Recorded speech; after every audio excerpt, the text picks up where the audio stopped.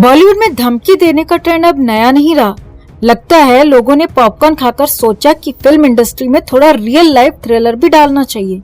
इस बार निशाने पर है हमारा हकला खान, शाहरुख खान। जी हाँ, जिसकी दिलवाली दुल्हनिया ले जाएंगे से लेकर पठान तक धमाकेदार एंट्री होती है, उसे जान से मारने की धमकी मिली है। लेकिन इस बार धमकी देने वाले भाई साहब का स्टाइल देखिए। कहाँ शाहरुख को कॉल करता, कहाँ मन्नत पर पोस्टर चिपकाता, सीधे बांद्रा पुलिस स्टेशन को कॉल मार दिया। हाँ, बांद्रा पुलिस स्टेशन। अरे हाँ, आप सही सुन रहे हैं। अब बॉलीवुड की जगह पुलिस स्टेशन में सुपरस्टार बनने का ट्रेंड आ गया है। कॉल करते ही ये जनाब सीधा बोले, अगर शाहरुख खान ने मुझे 50 लाख रुपए नहीं दिए तो मन्नत के बेंच पर उसे शूट कर दूंगा। अब भाई साहब के दिमाग में ऐसा कौन सा क्लाइमेक्स आया, ये तो वही जाने। और इतना ही नहीं, जब हमारे कांस्टेबल संतोष गोखले ने पूछा, तू कौन है रे, तो भाई साहब सीधा बोले, नाम में क्या रखा है, बस लिख लो हिंदुस्तानी। बस पक्का लगा कि भाई लोगों से ही ट्रेनिंग लेकर आया है। अब पुलिस ने भी अपने तरीके से इसका हल निकाला और कॉल का नंबर ट्रैक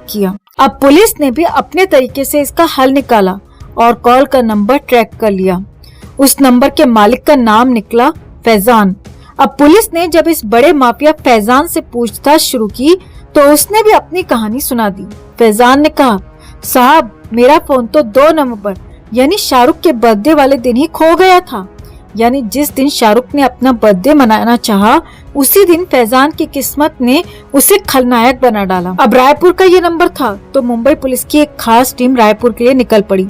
अब देखना यह है कि रायपुर के गली मोहल्लों में ये हिंदुस्तानी मियाँ आखिर कब पकड़े जाते हैं। और सबसे मजेदार बात तो ये है कि इस कॉलर ने शायद खुद को अगला डॉन मान लिया, लेकिन गलती से शाहरुख के लिए नहीं, खुद के लिए फिल्मी स्क्रिप्ट तैयार करवा दी। और देखिए जनाब, ये नया ट्रेंड सेट हो रहा है। पहले धमकियां घर की दीवारों पर लिखी जाती थी, अब सीधे पुलिस स्टेशन जाकर बाहुबली बनने की कोशिश हो रही है। तो भैया आप भी अपना फोन संभाल कर रखिए, क्या पता अगला धमकी देने वाला हीरो बनने के लिए आपका फोन न उठाकर चला जाए। तो दोस्तों, आज हम बात करने जा रहे हैं एक ऐसे अनसुलझे रहस्य की जो सबको चौंका देता है। एक ऐसी रहस्यमयी कहानी जिसमें दर्द है, साजिश है और है एक खून से सनी बिल्ली। जी हाँ, हम बात कर रहे हैं बॉलीवुड की दिवंगत अभिनेत्री दिव्या भारती की, जिनकी मौत आज भी लाखों सवालों को जन्म देती है। और इस कहानी का सबसे अजीब हिस्सा, एक खून से सनी बिल्ली का उनके घर से बाहर निकलना। आखिर ये क्या संकेत था? क्या दिव्या की मौत के पीछे कोई अलौकिक शक्ति थी या फिर किसी बड़ी साजिश की परतें? दिव्या भारती, एक नाम जो अपनी अदाओं से करोड़ों दिलों पर राज कर रही थी। 19 साल की उम्र में ही उन्होंने स्टारडम के उस शिखर को छू लिया था जिसे पाने के लिए लोग बरसों मेहनत करते हैं। लेकिन एक सवाल हर किसी के दिल में है, क्या ये स्टारडम उनके लिए किसी अभिशाप की तरह था?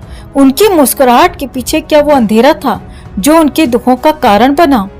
4 अप्रैल 1993 रात के करीब 11 बजे का वक्त था। दिव्या अपने अपार्टमेंट में थी, साथ में उनकी दोस्त और डिजाइनर नीता लुल्ला और उनके पति भी थे। अचानक दिव्या उठी और किचन में चली गईं। कुछ ही देर में एक तेज आवाज हुई और दिव्या नीचे सड़क पर पड़ी हुई पाई गईं। लोग सोच में पड़ गए, आखिर ऐसा कैसे हो सकता है? उनकी मौत को हादसा मान लिया गया, मगर असल में क्या हुआ था उस रात? अब हम बात करेंगे उस खौफनाक रहस्य की जिसने इस केस को एक अलौकिक मोड़ दे दिया। कहते हैं कि दिव्या भारती की मौत के अगले ही दिन उनके घर से एक बिल्ली को खून से सना हुआ देखा गया। सवाल उठता है, ये खून बिल्ली पर कैसे लगा? क्या ये खून दिव्या का था या फिर ये किसी बड़ी साजिश का हिस्सा था? इस बिल्ली का इस केस से जुड़ना कई सवाल खड़े करता है। क्या ये महज एक इत्तेफाक था या फिर कोई संकेत?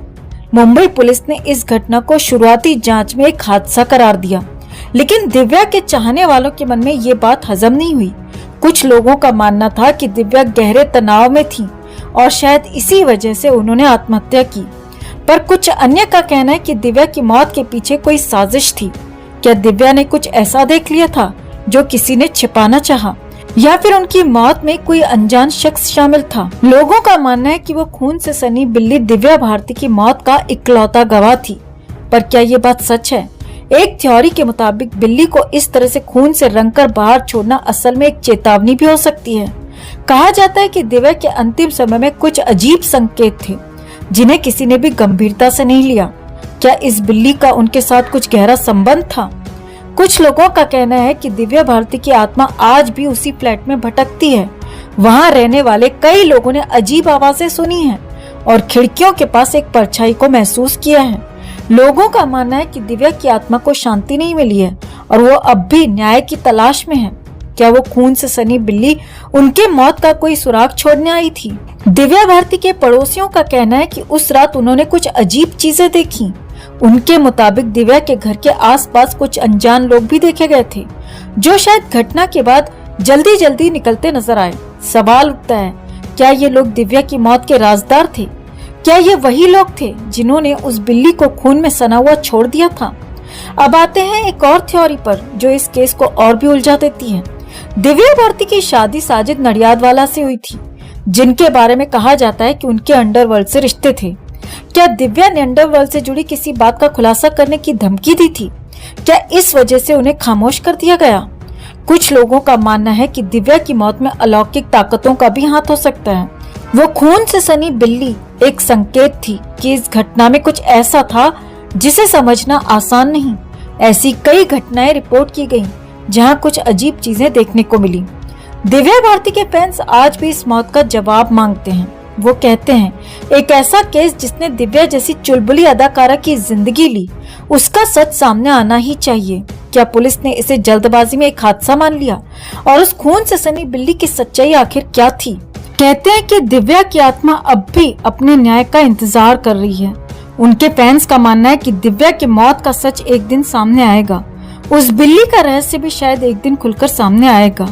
तो दोस्तों, क्या आपको भी लगता है कि दिव्या की मौत का सच कभी सामने आ पाएगा?